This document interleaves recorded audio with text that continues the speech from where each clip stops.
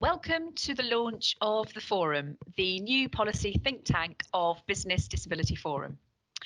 When Business Disability Forum was set up, originally as the Employers Forum for Disability, our mission was to influence disability policy and to make sure that legislation worked at a practical level for business. Fast forward almost 30 years, and arguably that influencing role is needed more than ever. Our members and partners are also increasingly interested in policy and in being part of a movement for social change. So that is why we are launching the Forum today to mark the United Nations International Day of Persons with Disabilities. We want to use our unique position as the forum that brings together business, disabled people and government to make a lasting difference to the lives of disabled people. 2020 is a landmark year with milestone anniversaries for not one, not two, but three pieces of seminal disability rights legislation. First, it's the 50th anniversary of the Chronically Sick and Disabled Persons Act of 1970, the first legislation to recognise disabled people's rights in areas as diverse as access, education, employment and mobility. It's also the anniversary of the Disability Discrimination Act of 1995, a landmark piece of legislation to provide equal opportunities for disabled people in all spheres of life and to make it unlawful to discriminate against anyone who has a disability or to give them less favourable treatment in a diverse range of areas like employment, gaining access to facilities or buildings, and also the provision of goods or services. Indeed, the 25th anniversary of the passing of the Act was less than a month ago on 8th of November, a quarter century of disability inclusion. And it's also the 10-year anniversary of the Equality Act, which legally protects people from discrimination in the workplace and in wider society. The Equality Act replaced previous anti-discrimination laws, including the DDA, with a single act. So this year, we wanted to celebrate those anniversaries and ask what is next in the future of disability inclusion. Way back in January, we started a conversation at our annual Scottish conference about whether the Equality Act was fit for purpose 10 years on. And though we haven't been able to continue those conversations in person, thanks to COVID-19, we have been hard at work behind the scenes to influence policy through consultation topics as diverse as statutory rights for carers, the access to work cap, human rights, and the unequal impact of COVID-19. We've also been working with the Cabinet Office, DWP and other government agencies and departments to feed into the National Disability Strategy, which is planned for this year. There is also an urgent need for action now. Disabled people have been disproportionately impacted in previous financial downturns, and we must make sure that doesn't happen again. More positively, we have the opportunity to build back better, and that is the theme of this year's International Day of Persons with Disabilities, with disability inclusion at the heart of creating a new world that works for everyone. So with that lens of COVID-19, it's more important than ever that disabled people are at the table when policy is made and that our collective voices are heard. So the Forum think tank will bring together not only our partners and members, but also our ambassadors, disabled people with a huge range of experiences, knowledge and skills, so that we can collectively influence and create policy that works for everyone.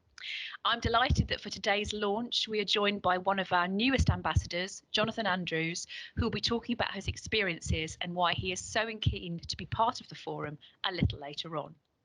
But first, I am very pleased to hand over to our very own Angela Matthews, BDF's Head of Policy and Research, and the brains behind the forum, to share what it is, what it will do, and why she thinks it's important. Angela. Thank you, Diane. So as Diane said, during the last year especially, our members' interest in being involved in policy has really increased quite at pace. With every new piece of work or policy project we've done, we've had more members wanting to be involved.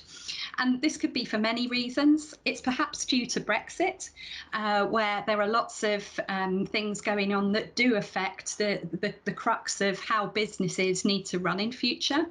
It's perhaps also due to how the government have added to and changed schemes that our members use every day to manage disabled people and further disability inclusion in their organisations, such as Access to Work and the Disability Confidence Scheme. But whatever the reason is, there's an increased acknowledgement that what happens in government affects our members in their day-to-day jobs, as well as their whole workforce. So in our policy work, we ensure that the voices of businesses reach policymakers so that whatever policy is introduced will work in practice for our business members.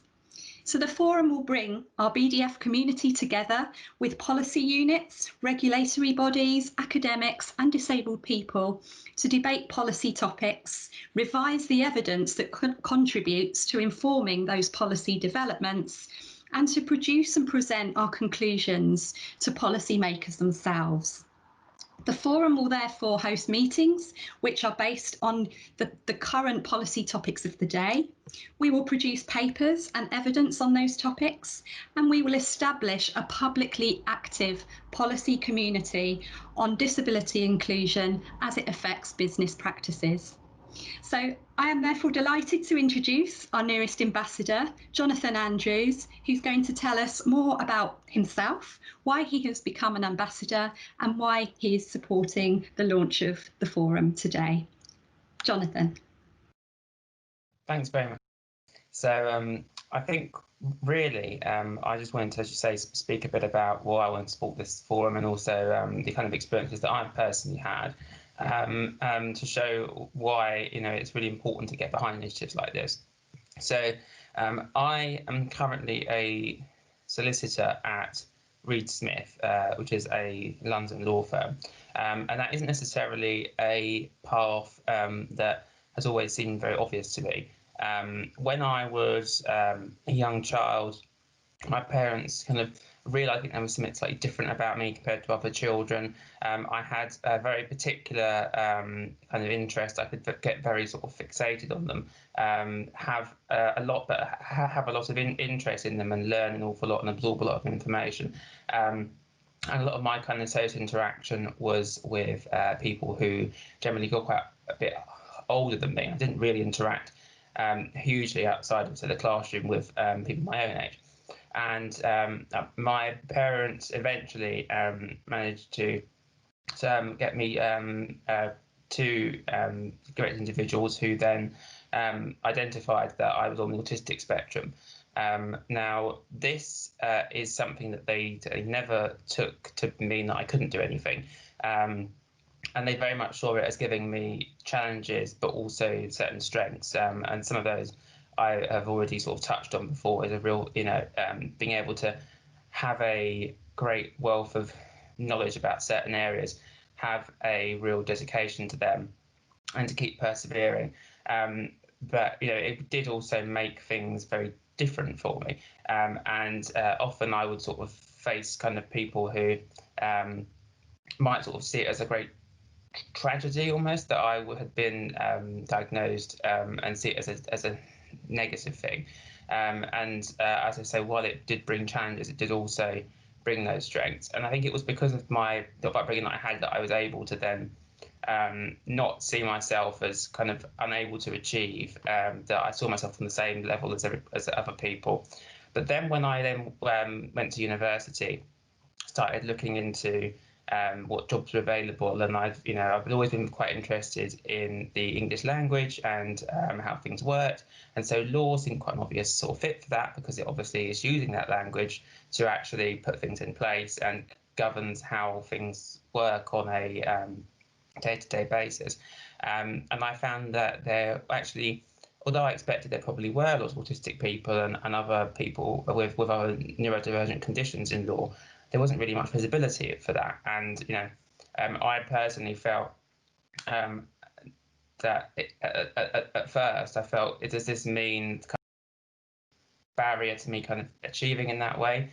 Ultimately, I put that to one side and decided, well, if there's no one who's talking about it, I should be the one to talk about it, and sort of went through and applied, offered many applications, managed to secure a training contract at Reed Smith, which is a firm that is very keen on disability inclusivity. And since then, I've been really involved in a lot of initiatives and advocacy around openness around disability, including as a trustee of Ambitious About Autism, and great to be working with the BDF as a ambassador of this great scheme.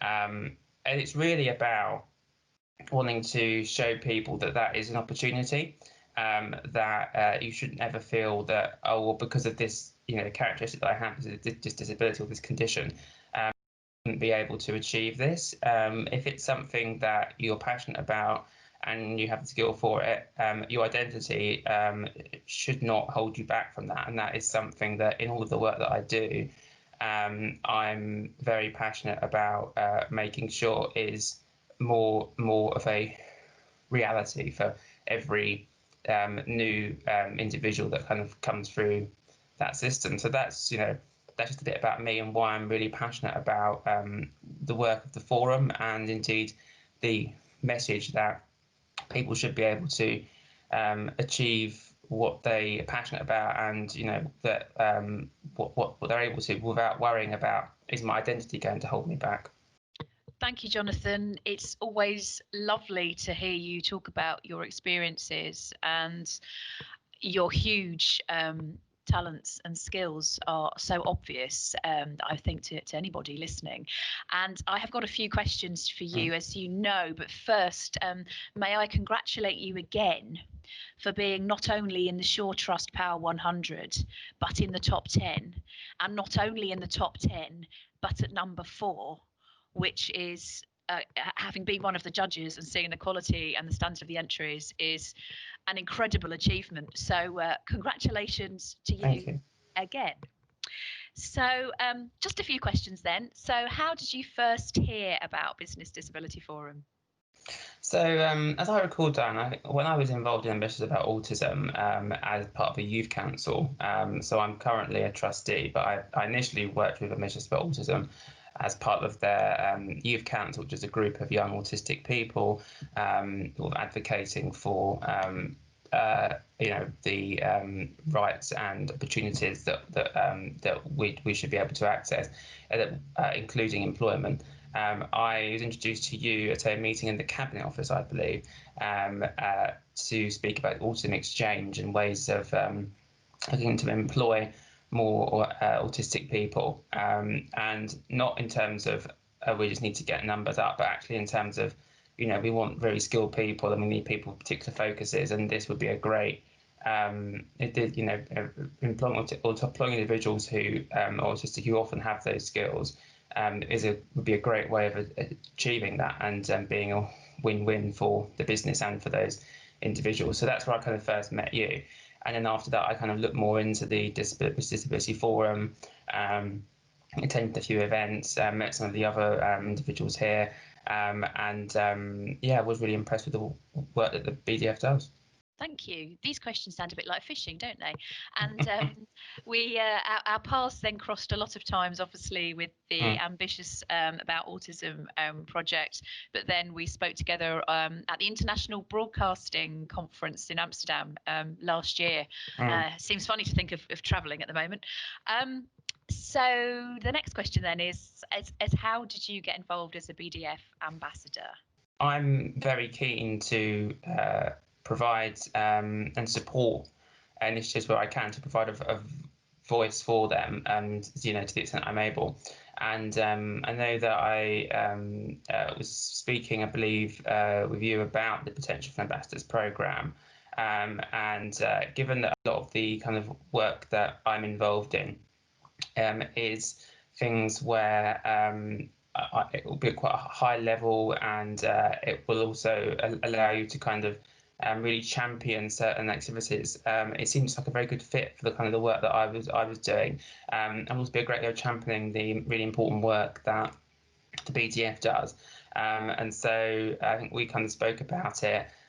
We had a initial kind of scoping meeting to kind of discuss the Ambassadors project, and kind of since then, really, I've been kind of trying to promote the work that the BDF does, and it's great to also be involved in the launch of this forum, because I think these kind of ideas that and the areas of policy that the BDF really putting on the agenda, particularly actually in 2020, where we've seen how disabled people have been hit by coronavirus, are really important parts of the national conversation.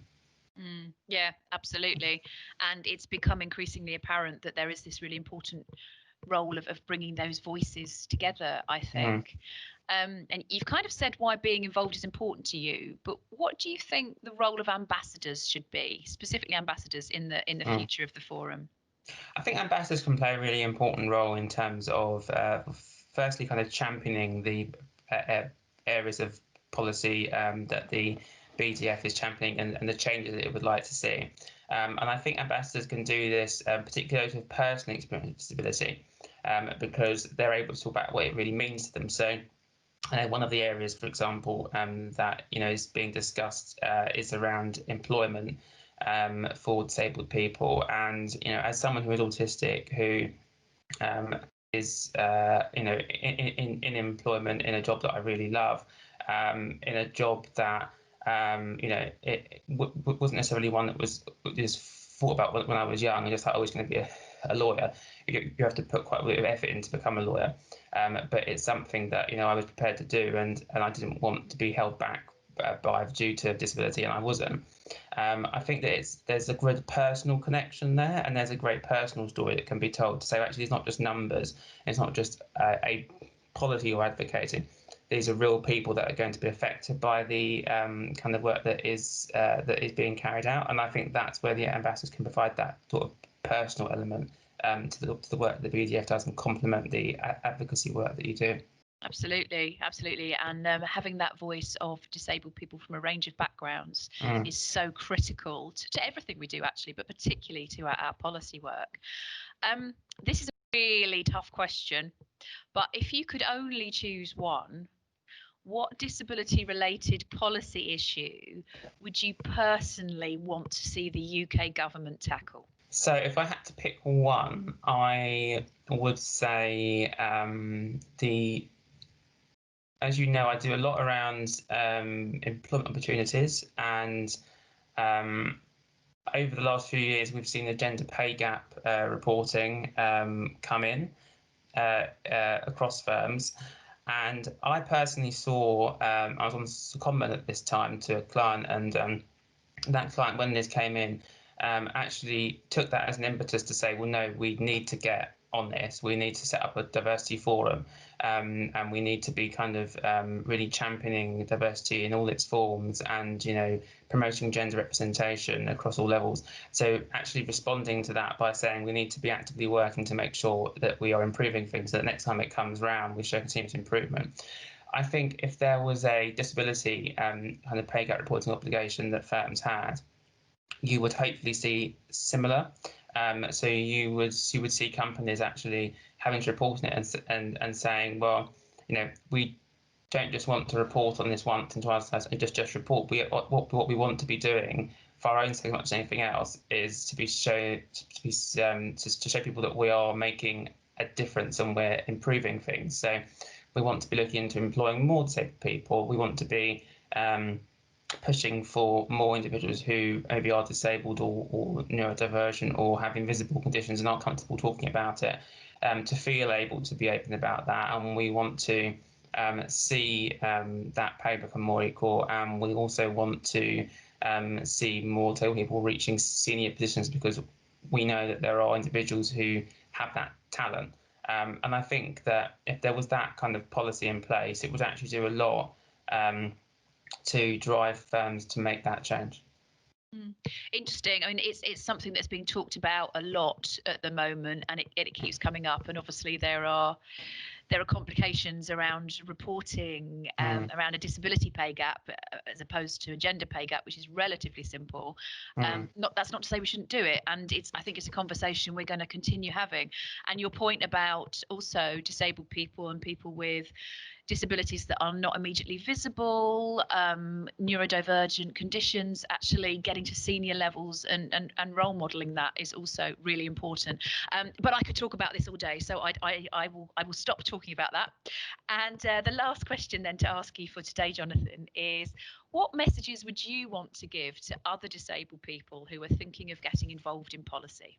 This is an area where it can be very easy to think, oh, well, they don't want to talk to me, kind of looking for expert on disability, and they want people who really know their stuff, and I just happen to have it. But actually, living with disability and understanding how it affects you can also give you a real insight and give you kind of a lived experience that is just as useful.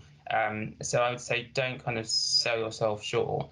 Don't assume that your kind of experience of actually living with disability and being disabled is going to make you, is going to kind of not be counted, because quite often those are the voices that are kind of really useful. And also I'd just say, just think about how to get involved. I think, there can be lots that go on, and people, and it can be just difficult to think about, oh, like you're part of that. But actually, every kind of event and every initiative that is set up to influence this has been done by somebody. So, it might just be a case of reaching out to them and asking, who should I be contacting if I want to kind of be involved in this. Trying to reach out and make contacts, because the more contacts that you have as well in this area, the more that you can be notified when things come up or plans happening that you can be involved in. And then I'd also just say, think about maybe an area that really you're passionate about or really affects you. So, for instance, for me, I've got a lot of experience talking about employment, and particularly in kind of difficult to reach roles for autistic and disabled people. It might be that somebody has you've got real experience in, say, transport needs or kind of access to welfare, for example. So there are all these different areas that can come up in terms of disability. And if you can think about where your experience and your voice is most useful, that can be a great way of starting out on those kind of campaigns. Because if it's something that you're involved in policy that you personally are affected by and have a real, have a passion for, it always makes it easier to be able to actually be involved in that influencing work. Absolutely. And the more voices that we have, the more rounded our policy making is going to be. Yeah. And everyone's lived experience adds richness to that conversation. So thank you, Jonathan. And anyone listening to this, please do get involved. But now I'm going to hand back to Angela to tell us what we are going to be focusing on and what happens next. Angela. Thank you, Diane, and thank you, Jonathan, for sharing your story and for your words. What you said leads nicely into what the forum's going to be focusing on. And particularly during the last 2 years, our members have helped us develop some really good suggestions, recommendations and responses to policy proposals. In the last 2 years alone, we have provided evidence to over 20 public consultations and inquiries, and we've also done some confidential responses as well, whereby some bodies have contacted us on a confidential basis to say, we're thinking about this, what do you think? So policymakers have increasingly come to us the more we have contributed with our members' help. So our largest projects, Diane mentioned earlier, one of them was looking at the Access to Work cap. Another huge project of ours was earlier this year, where we submitted evidence on the unequal impact of COVID-19 on disabled people in employment, in their day-to-day lives, and also in terms of accessing services and inclusive communications as well. And another large project we did was assistive technology, which we've been doing over the last 2 years. So we did one part 2 years ago, and we've recently just followed up on that as well. So they were our huge projects that our members helped us with. Among our most impactful projects and most used by policymakers were our post-Brexit international agreements work, assistive technology in the transition between higher education and employment, and also our work on how well known disabled people's rights are known by them in the Equality Act, and how we should be enforcing rights in the Equality Act as well. So on that note, and following from what Jonathan said, the immediate task for the forum will be to propose more flesh on the bones to the mandatory workforce monitoring and reporting proposals in the Employment Bill. And this will include the disability pay gap. So as Jonathan and Diane said, it's not just about reporting. There are two other things we need to address from a business perspective. First of all, what's the other side of reporting in terms of what happens after the reporting? And then also how we make reporting consistent across an increasingly diverse business sector. We're also going to be reviewing the business impact of the Disability Confidence Scheme, how well that's worked and how much businesses have a credit to that scheme to have improved things, inclusion in their workforce and for their employees, and also getting more disabled people into their workforce. And we'll also be proposing what we as BDF and our membership want to see in the National Disability Strategy. So the more voices that come together from our members, the more impactful we can be. So look out for us, look out for more news on the first meeting of the forum, which will be in the new year, and we look forward to seeing you there. Thank you.